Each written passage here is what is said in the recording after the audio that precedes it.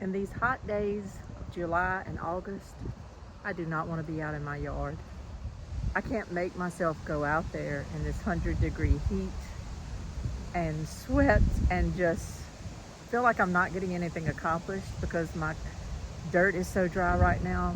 Everything is so crunchy. We're not getting any rain down here in South Louisiana where I live. I haven't gotten any rain in weeks at my house, and I'm having flashbacks to last year when we had the drought. We're not having a drought. We did get rain a few weeks ago, and we got a good bit of it there for a few days, but it has stopped now. So what I have been doing, and where you will find me this time of year right now, is in cemeteries. I've been working on a genealogy project for about since the beginning of the year. So I'm in my 8th month. I'm tracing just one side of my family, and it has evolved into this huge project.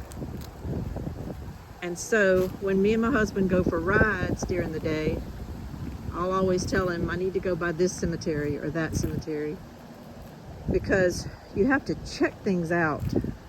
I'm using the internet, I'm using Find a Grave, but sometimes there's questions. They may show a woman and show her headstone, and it may look like it's connected to a headstone, but you can't find any information about the husband, or vice versa. So I come to the cemeteries, and this cemetery is pretty big, so it makes it hard, but you have to find the graves.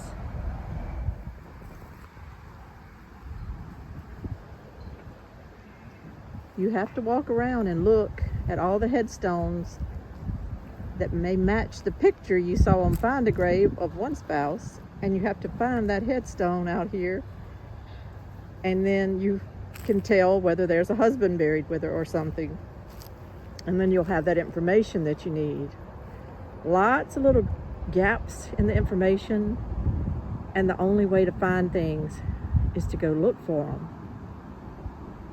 So I'm always in cemeteries these days. Big ones, small ones, little tiny ones that are almost getting overgrown by the woods. And I'll be honest with you, there's a few of them I haven't been able to go to because the woods have already taken them back. And they're kind of been left. No one's taking care of them. And they just get overtaken, and that makes me so sad. This video today is not about me needing to go to the cemetery to look up something. I came here today on purpose to make a point. There's a lot going on in our world right now, a lot. And I'm especially thinking of the United Kingdom as I film this today. My heart just grieves for what's going on over there as you're entering into this phase that has not been seen before. You kind of fought off the people who would want to force this on you years ago, and yet you're confronted with it now in a major way. But this isn't about political either. I'm not going to get political with anything. What grieves me in this situation, and in a lot of different situations just in the world, in life, even down to two people, a married couple, or anything in the world, what grieves me is when people feel like they can't be heard. Like they're speaking and they're trying to talk and no one's listening. I've got the wind blowing right now like crazy. I've got an interstate near me and a dairy farm across the street this way. Noises are coming at me in every direction, and yet I'm out here and I feel complete peace. And I'm just going to talk and get this off of my chest, and I hope that the words hit somebody in the way they need them to be taken into their hearts. I prayed before I did this video. This is God's video. And I've just asked his words to come through me to reach whoever might hear it and whoever might need to hear it. So this is my thoughts.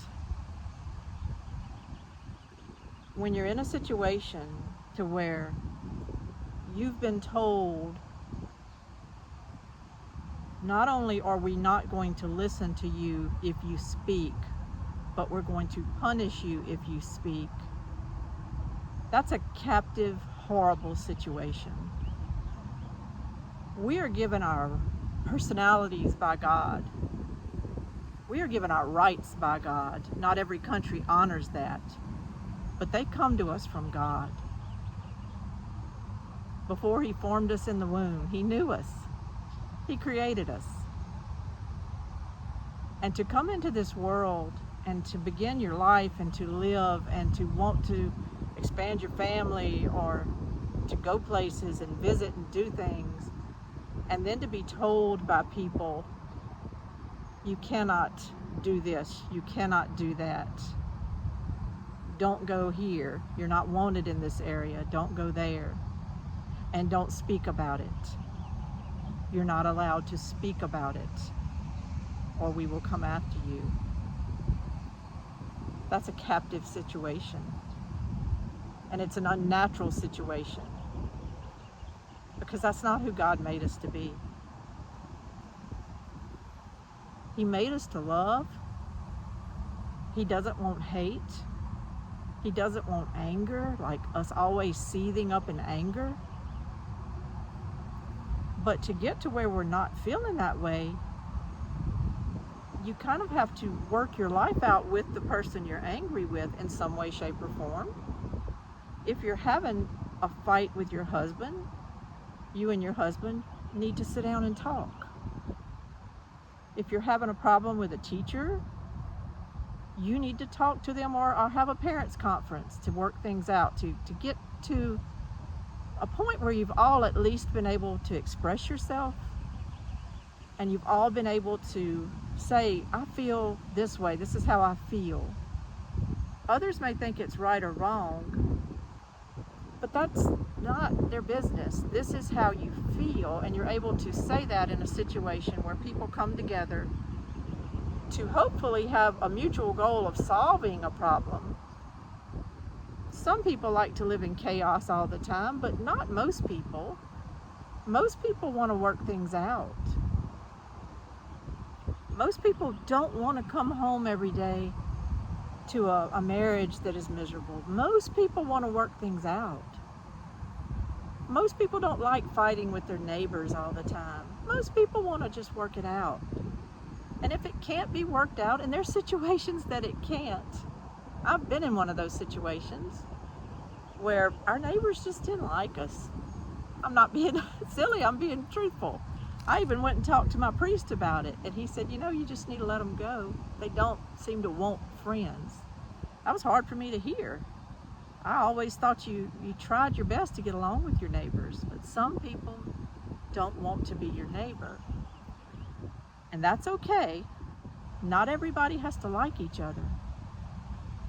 But we do have to be peaceful with each other and coexist if we're going to live by each other. But also, in that sense, the same rules need to apply to everybody. Why would some reason you be treated worse than your neighbor if you're all living amongst each other together? Why would someone be elevated above someone else? That's where the seething anger, the frustration comes from. We all just want to be treated the same. Have you ever been in a situation where you just felt targeted? And that is a horrible feeling. It's a horrible feeling. You're not understanding why you're being targeted. You're not understanding what you did. And when you go to express yourself about it, you're told if you express yourself about it, you're going to be punished. That's an unnatural situation to find yourself in. When you cannot speak words from your heart so that your mind can process them, Nobody figures everything out in silence. People have to express themselves and talk and get things off their chest. I have to do that. How do some people have the right to tell others to be silent? Your opinion is not wanted.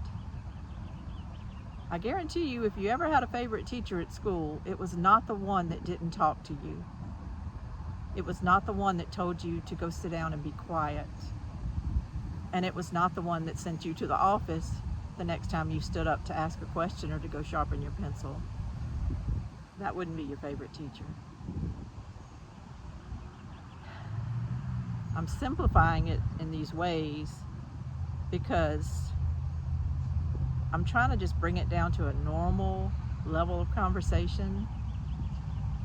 In reality, I'm mortified at what's going on.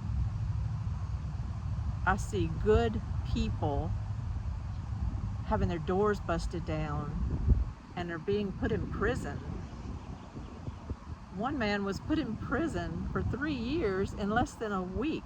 That's no chance for justice. That's no justice. That's no investigating. That's no evidence gathering. That's no counter testimony to where you can defend yourself and all. And in 1 week to be put in prison for 3 years, that's injustice. And it's a horrible, horrible situation to be in.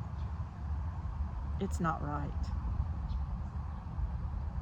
What triggered me to make this video was I saw a video out of the UK where a beautiful older church in a beautiful town is not a church anymore. It's been taken over and it is another denomination now, another faith. Now, churches can go out of business. Churches can be decommissioned because sometimes they just don't have the parishioners anymore to support those churches. There are empty churches where I live. So I can understand how a church can end up being empty or something, or the few parishioners that are left need to sell it. I get that. Not everything can just stay in perpetuity if there's no resources to maintain that building or that parish. So I get that. What I did not get when I watched this video was the fact that the cemetery that belongs to the church had been completely desecrated. No graves dug up, but tombstones knocked over, tombstones stacked against the sidewalk in layers, tombstones that were used, you can still read the names on them. These tombstones were used to help fill in potholes in the parking lots. And it broke my heart because those cemeteries should be there in perpetuity. No one should desecrate cemeteries from other faiths. I depend on these cemeteries to finish this genealogy I'm working on. People depend on these places to come visit their relatives. I know I do that. For people to come in and just knock over everything to make it a parking area or something, stack them up along the sidewalk and desecrate them in that way and put them into potholes to make the parking lot smoother, horrified me. And that's when I realized there was this man that was shooting the footage, and he was trying to ask the person walking around, why is this happening? And the person wouldn't even look at him or answer him. And that feeling of not being heard and not being able to find out answers and not having anyone care one lick about what you're saying is a tragedy. And it cannot stand. It cannot stand. I'm not overseas anywhere. We're having a lot of the same issues in our country right now, not to the extent you are, but believe me, I feel like you're the playbook. that others will follow soon if they can. And this place I'm standing in right now, it's right near an interstate. And boy, would that make a good industrial area. And this could be just leveled after some of these graves have been here since the 1800s. How horrifying. There are certain things in this world that must be defended and must be respected among all people. I don't care what faith you are. You must respect the burial grounds of other people. That is just a common decency among humans. These places are sacred. People don't worship here. People aren't here all hours of every day, but they're sacred.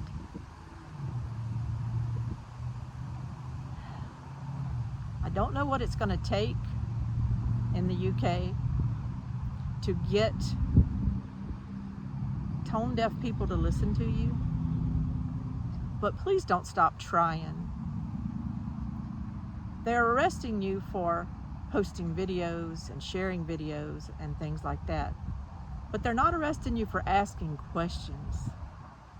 Don't stop asking questions of some of these town councils and leaders and saying, how can this be going on?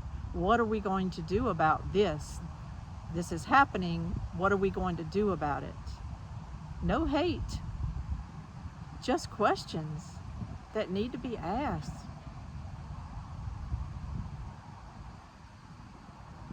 We, as Americans, need to be thinking about a lot of this too, because a lot of things in our lives that we took for granted when I was even younger is evaporating before our eyes.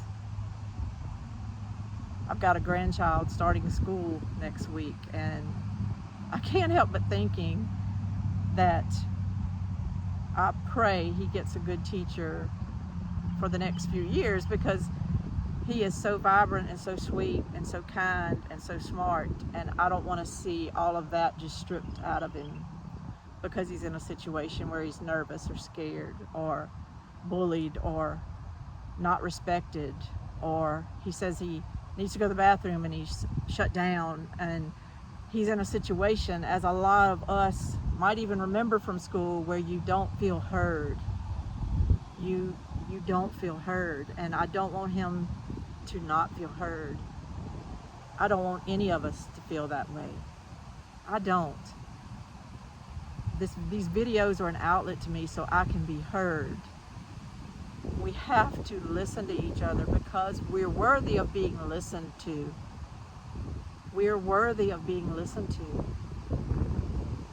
And we get that from God, and no one should be able to take that from us.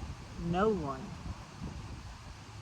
So I hope my words light a fire amongst people to at least ask questions. Even if you can't criticize or critique or film or do things, ask questions and come back expecting answers at a certain point. If no answers, ask again. Don't let your graves be destroyed by people that don't care. That should be an illegal act. Nothing should be able to be built on that spot. Where's the permitting department? Where's the council that gave approval for that? Ask questions. Because it's a certain thing that if you can do that to a burial ground from the people that were there before you, what next? You've already been asking those questions about what next with your families, your children. Get answers. Get answers, and don't stop. Please don't stop. I've got another video that my sister and I did a while back, just called Listening. I don't know how to really attach videos at the end to where you can just click on it. I'm not really sure how all that works. and I'm not trying to plug my videos, but maybe go listen to that video. It's just called The Power of Listening or something like that. Because in there I really express, and then my sister and I at the end really do a lot of talking about the importance of just being heard and how to listen to people. Share it. Share it. Share this video. Some of those who you might feel that you're on polar opposites with, maybe there's some ground you can find to come together somewhat. Everybody wants peace. Nobody wants infighting. But everybody deserves to be heard. Not just one side over the other. Everybody deserves to be heard. This is Lainey from Hilltop Home Place. Thanks for allowing me this time to do this video out of my house, out of my kitchen, out of my garden. But I thought it was important to speak these words. And may God bless you and keep you, those of you in the UK, in Europe, in all places, Bangladesh, everybody that is undergoing persecutions right now for no reason other than someone doesn't really like who you are. Let's all come together and figure things out, but speak to each other and listen to each other. And for those in authority, you need to listen to people. They have the right to talk and the right to speak. God bless you all. Take care. Bye-bye.